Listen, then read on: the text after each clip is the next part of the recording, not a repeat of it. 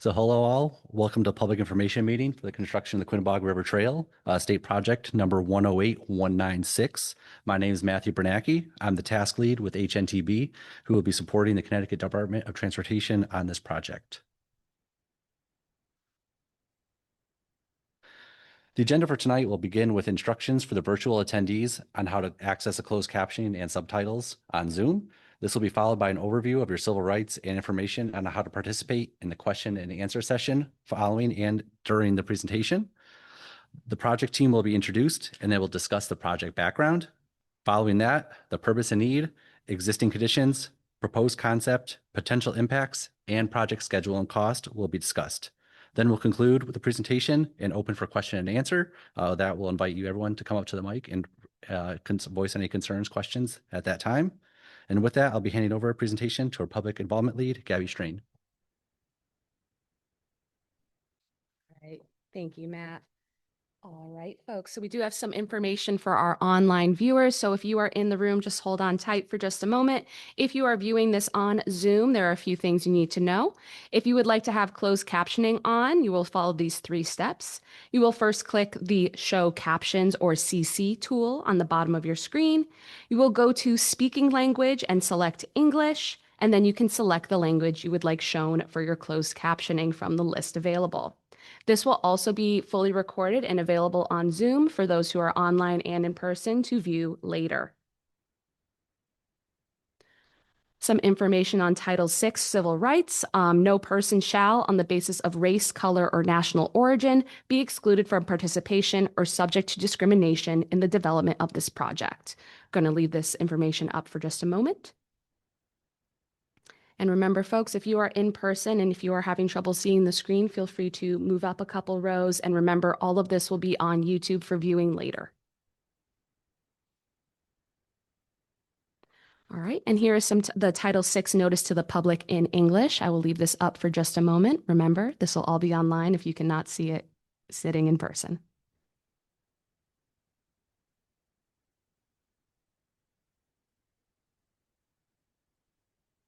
And next, we will have the same information in Spanish.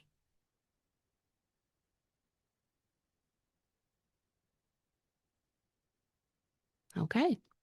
When it comes to the question and answer session of this meeting, there are a few ways you can get in contact with the team. You can get in contact with us by emailing us at ctdot.design.build@ct.gov, or the alternative email richard.prescott@ct.gov. Please include the state project number 0108-0196 in your email. You can also give us a call on the phone and leave a voicemail at 860-594-2020, or on our alternate phone, 860-594-2708. And once again, please mention state project number 0108-0196 in your voicemail. There will also be the chat Q&A feature. This is only available during the meeting, during this live meeting now. There will be a little bit more information on how Zoom attendees can ask questions on the next slide. And of course, you can always go to the project webpage, which is listed right there. I will not read that out here right now. And just note that the public comment period is 2 weeks from, closes 2 weeks from today. So it will close on April 23rd, 2026.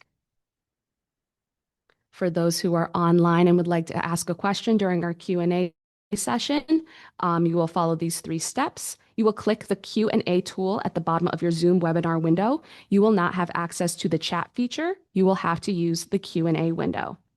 The Q&A window will open as seen on the screen on the right here of the slide, and then you will type your question in the text box and then click enter.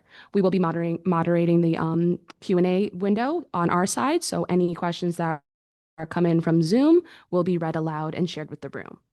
I will now pass it back to Matt Bernacki to introduce the project team.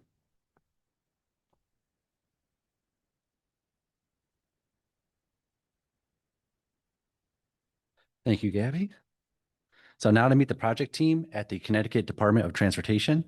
Starting at the top left, we have Division Chief of Construction Operations, Christopher Angelotti, Central Construction Principal Engineer, Jennifer Sweeney, Alternative Contracting Supervising Engineer, Richard Prescott, Alternative Contracting Project Engineer, Thomas Lance, who's here today.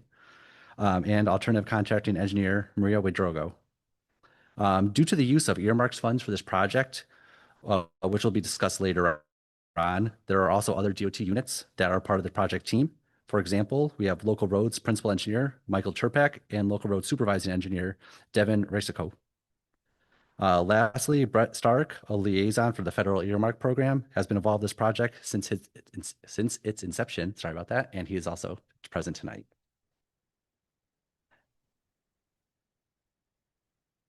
Now to meet the project team from HNTB. To start at the top left, once again, we have Deputy Project Manager Jody O'Connor, myself as Task Lead, Matthew Bernacki, Environmental Planner, who you'll hear from a little bit later, Raymond Looney, who's also here, and then Public Involvement Lead Gabby Strain, who you just met. And then finally, we have our partners from the town of Plainfield, First Selectman Kevin Cunningham, Town Planner Ryan Bray, Town Engineer Sean Svab, and the Town Economic Development Director Shannon Fagan.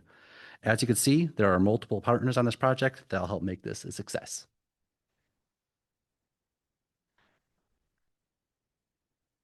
Now moving on to the project background. The drivers for this project stem from the 2018 Plainfield Plan of Conservation and Development, as well as the 2019 Connecticut Active Transportation Plan goals. As you can see on the slide, the goals align with one each other pretty well. For example, both plans prioritize enhancing opportunities for active recreation for non-motorists, developing a more complete and connected trail system, and closing gaps in the state-town trail network by coordinating with regional trail networks such as the East Coast Greenway, the Quinebaug River Trail, and the Last Green Valley. Continuing on with the project background, federal earmark funds of approximately $2,180,000 were applied for and awarded to the town of Plainfield through Congressman Courtney's office, to which a local match of $545,000 was required. The funds are specifically to be used for a trail between Waregan Road, or CT 205, and Katy Lane by September of this year. The town of Plainfield then reached out to Connecticut Department of Transportation for support in administrating the project in order to meet the deadline set by the earmark.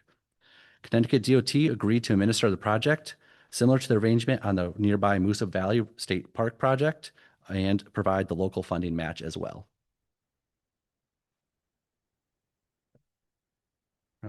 As noted in previous slides, there are multiple partners on this project whose needs must be accommodated for.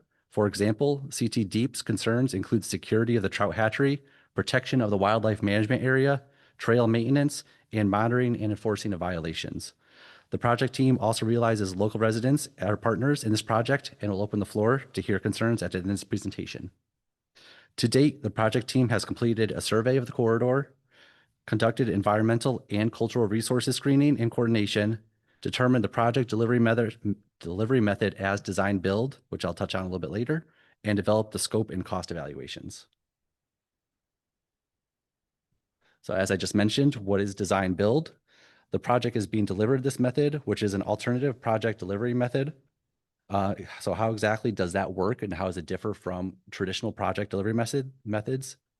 It all starts with the Connecticut Department of Transportation providing a base technical concept and project requirements. A design build team consisting of a contractor and a designer will then submit their proposals, and the department will select the team that represents the best value. And this best value is determined through review and scoring of the design build team's qualifications, price, and technical approach. The selected team then completes the design and constructs the project based on that accepted design. And then just a little bit more how the timeline varies from traditional design bid build delivery to design build. In traditional design bid build delivery, the name really says it all.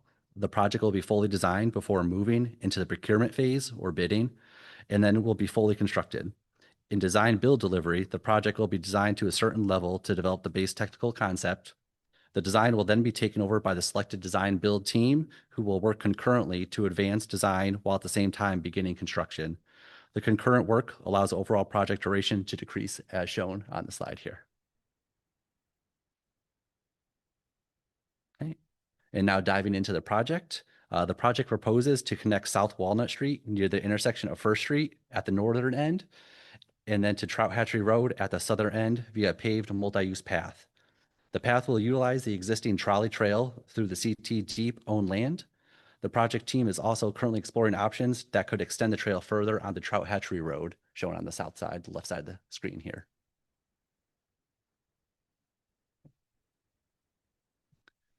Okay. Then moving on to the purpose and need of the project, we're looking to enhance non-motorized mobility by providing new and improved connections. The project will also improve recreational opportunity and quality of life for local and regional residents by filling in the gaps in those trails that exist now. And as I mentioned in the previous slides, there is an existing path through the deep owned land. This path was previously a trolley trail dating back to the 19th century, but has been out of service since the 1920s. As it stands, the trolley trail is currently a dirt path of varying width with multiple trails branching off. Also, the area is part of the Quinebaug River Wildlife Management Area and allows public access for fishing and bow hunting. Okay, and now touching on that base technical concept I brought up a little bit earlier. For this project, it'll be a 10-foot wide paved multi-use trail with 1-foot grass shoulders and wooden split rail fence on both sides. The trail will be protected from unauthorized access by steel bollards, just simply steel posts in the ground at the northern and southern limits. And with that, I will now pass over to our environmental planner, Raymond Looney, to discuss the natural and cultural resources within the project area.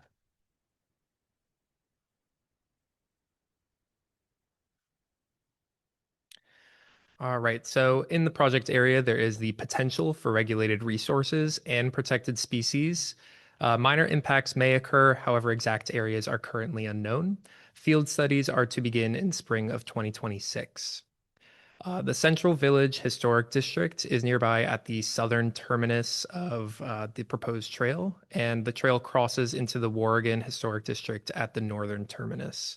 Section 106 consultation is ongoing, and no adverse effect determination is anticipated. The Tribal Historic Preservation Office has been coordinated with, and consultation has been completed. No adverse effect determination has been received. Coordination with the Connecticut Department of Energy and Environmental Protection is ongoing regarding the work near the Quinebaug Valley State Trout Hatchery. And now I'll give it back to Matt Bernacki.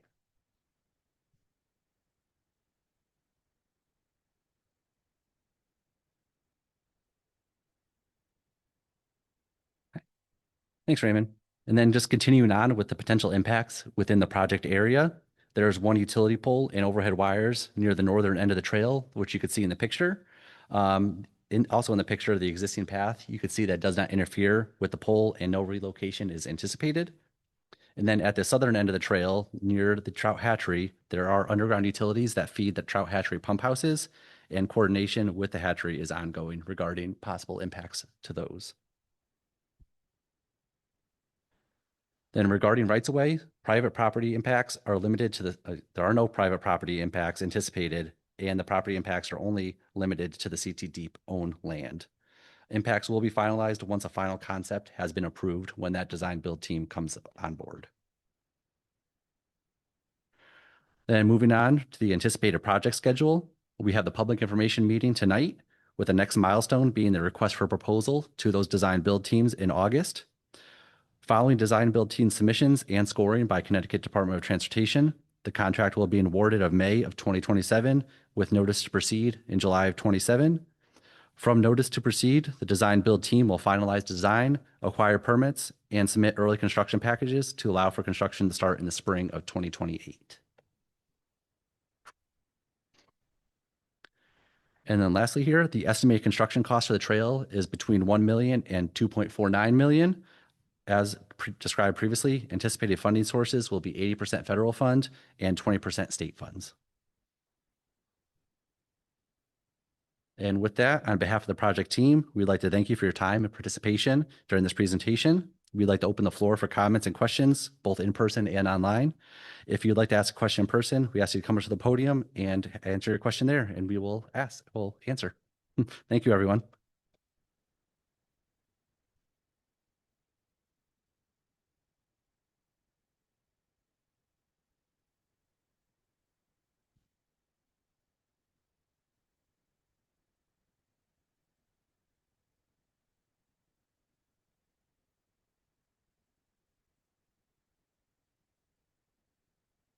Hi. My name is Mary Pelletier. I bought the house at 103 South Walnut Street, right at the beginning of the trail. So I'd like to know how it's gonna impact my property first. So 103, is that, oh, sorry.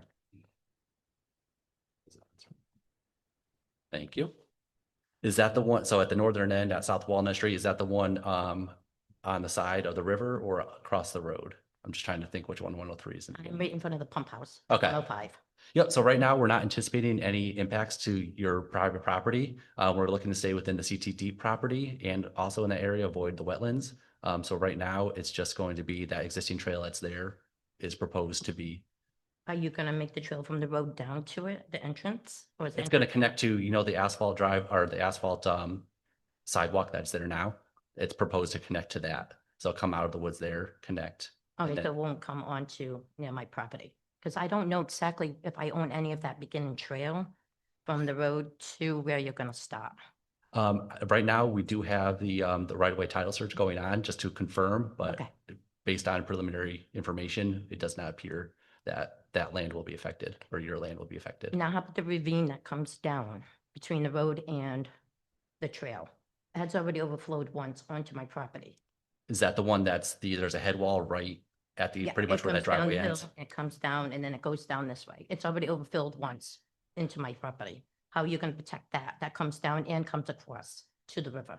Okay, so going on, once the design build team gets selected there, they will finalize design, which will include testing or not testing, cleaning and inspecting existing culverts. And then it'll also be stormwater management that will handle any of that stormwater runoff. Yeah, because the runoff comes down to where my property in the town state goes. So it goes Okay. right down the side of my property and already soaks my property. So if you go to do something to block it, it's gonna just wash my property Okay. out.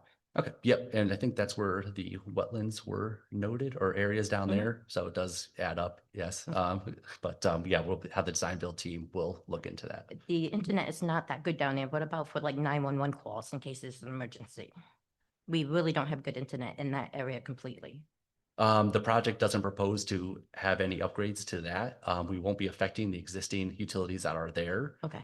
That's all I could, it's just not part of the project right now, but we will note your concern. Okay. And if there's anything that has to go with my property, I will be contacted. Yes, you will be contacted, anything that will affect your property specifically. And then you could always keep a track of the project through the project website or by answering, or if you log any questions, they will be answered. You'll keep track. Okay, I think that, are you gonna do any kind of, like on the Danielson Trail, you have where you have those bars you can lift and all that other benches and stuff? Are you gonna do stuff like that? Right now, it's going to be, we're taking the early part of the design process here. We're putting together that request for a proposal package, and that's where we'll have all these specifications, and we're looking into what will be included in that. So your comment will be, And then there's one more. I saw you're gonna put fences along. There Yeah. are trails that go down to the river where we go down, sit at the river, we go down there. Are you gonna be blocking those off? Are those gonna be stay like that? right now, we are looking to have split rail fences along both sides just to keep everyone within the path, prevent trespassing and the use of the wildlife management area. But there could be options to have gaps in that fence, depending on what concerns come up. Okay, and then one other, sorry, motorized vehicles, which I do not want anymore, but how about like, you're gonna block it off, how about wheelchairs, like motorized wheelchairs, et cetera? Would That will still, yep. So the bollards will have enough room for a stroller, wheelchair to still go around. Okay. And then they will be removable as well. So if an emergency vehicle does have to get down there, or if maintenance vehicle has to get down there, there'll still be access for that. And parking? What's that? Where's people gonna park? Right now, people come and parking along the road, and if you park on both sides of the road, you're making it hard for us to come up and down the road. Right now, parking improvements aren't included in the project.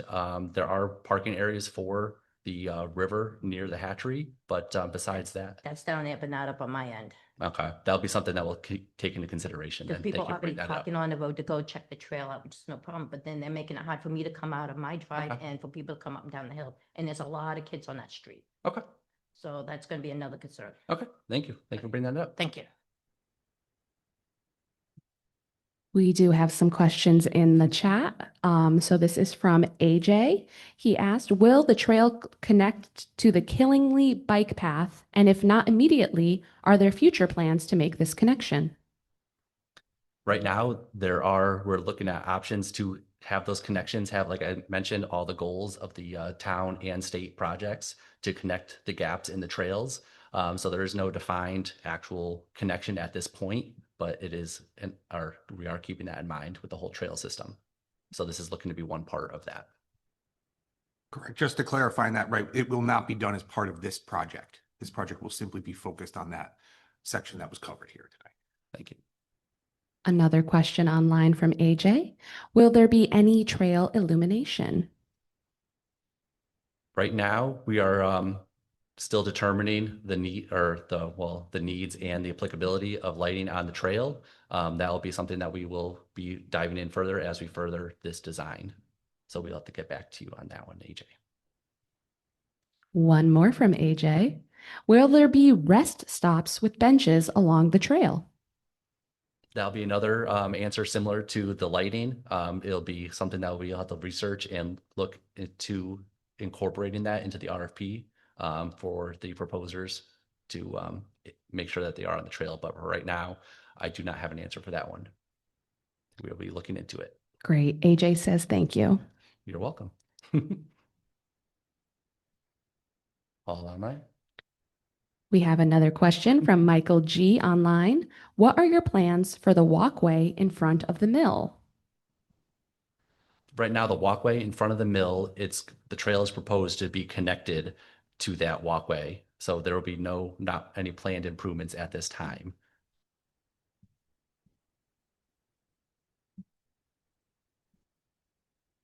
We once again remind folks online to please put their questions in the Q&A box. Please do not use the chat. Please use the Q&A window.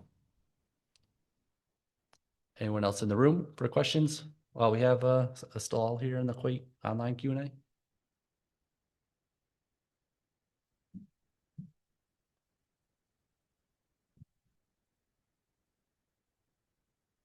There's one question in the chat. We will go to the chat. All right, this is from Samantha N. What are the plans to protect private property owners in regards to fencing, additional monitoring against the already existing issues of trespassing? And then they put their address, but Yeah, that's the address. Yeah, so right now we're looking to have that split rail fence along both sides of the trail to really channelize everyone and incentivize them to stay on the trail. We're looking at options for signage, things like that to enhance the security, keeping people on the trail and enforcement. But right now that's still in development.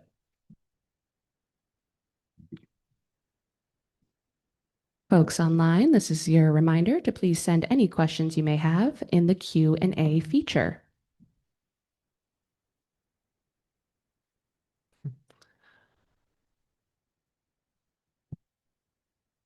Is this gonna up the taxes that we already pay?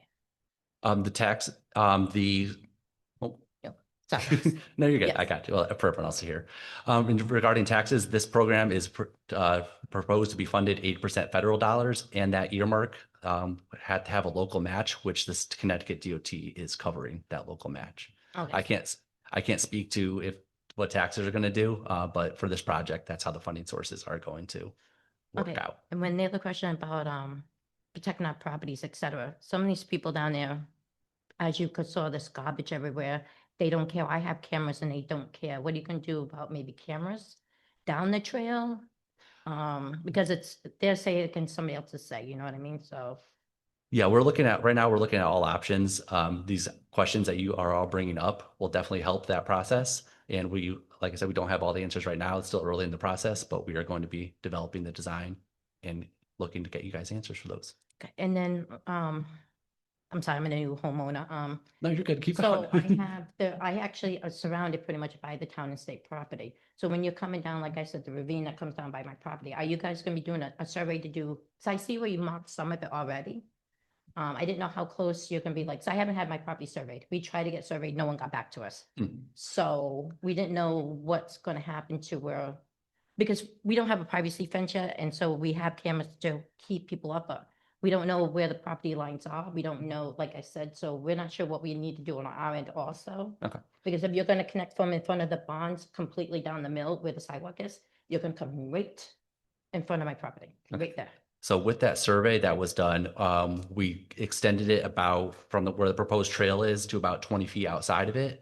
Your property lines, or at least those front two, should have been picked up if they found the actual pin in the ground. I'm not 100% We're not certain. sure where the pin is. We see pins. We don't know if it was the block where they used to have a train track there. Or Yeah. if it's part of our property. We're not sure. Okay, I think it's really, what I can tell from experience, pink flags means at your property line. I Just- don't know the pink flags of where, I guess you marked, where the town marked. Oh, is that that is pink flags wetlands as well? Yeah, so when you come down past Okay. my house, I have that big smoke tree. You come by the house, there's already pink flags where it looks like you surveyed. Okay, yeah, so I know from just looking at and remembering your plot there should be, your front two pins should have been picked up in terms of if they actually were there. I'm not 100% sure. How do But- I find, can I find out through somebody doing this project? I'm not sure. I could definitely get back to you on that and see if we can help you out with that survey situation. Yeah, because I'm not sure when I survey if they're allowed to go onto the town state property to survey to find out where our property line is. I don't know if maybe that's why we never got back or. Okay, I mean, they should. I'm just speaking just from, I used to be surveying one of my first internships. They should be able to, but I don't know why they're not getting back to you, but we'll do what we can to address that concern for you and see if we can help you out. Okay, thank you.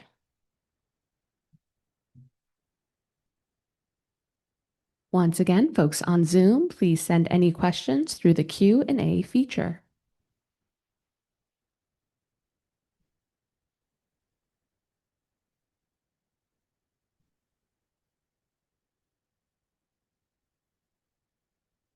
We have another question from Samantha N.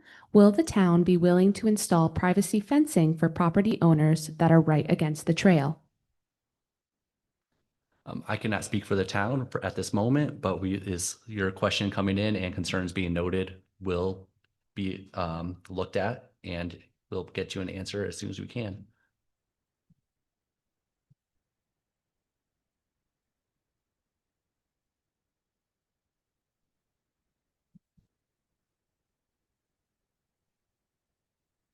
Come on up. Yep. Yeah, we could call it. Yeah, bollard, steel post, yeah. Would that prevent motorcycles, quads and whatnot? It will for the prevent, Speedway it's going to become? but the area will be narrow enough where quads will not be able to fit if someone was motivated. I think because we have to leave room for the wheelchairs and Well, when you said the that. strollers. But I thought right away. Yeah, we could see, I mean, we could look. I mean, the dirt bikes, quads, they're. Yeah, we heard the about, trails that go off the trail. yep. That's exactly what they're from. Yeah, that's what we were looking for with the split rail fencing and the Right. bollards, trying to limit that as Right. much as possible. And where our backyard goes to that, so. Okay, yeah, that's something that we could definitely look into different options, Oh. see if there's something we could to provide a narrower opening, Mhm. just to deter that, but we could definitely get back to you on that. Okay, I mean, years ago, they used to send the DEP down there and set up stakeouts to get. That's probably the best, yeah, catch them in the act. Definitely has gotten better since Okay. then, but I just thought with a wheelchair, and I'm thinking of dirt bike, I bet can get right through there. Yeah, it's a possibility. Yeah, we're working closely, like you said, Deep did that, the stakeouts, that we're working with them as well, so Okay. we'll all be working a joint commission here. Okay. Yeah, as we mentioned, Deep has expressed their reservations and concerns relative to making sure, this is not used for those purposes. This is supposed to be a, non-motorized path. It will be signed accordingly.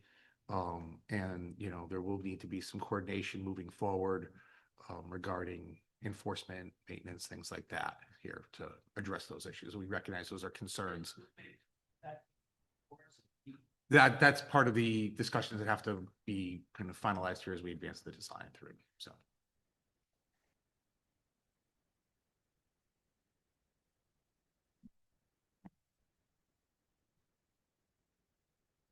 This is the final call for any Zoom questions. Please send all questions using the Q&A feature.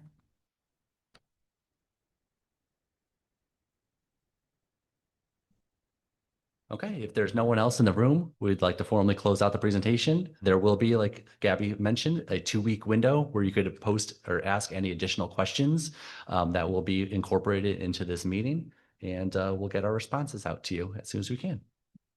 Thank you all for coming.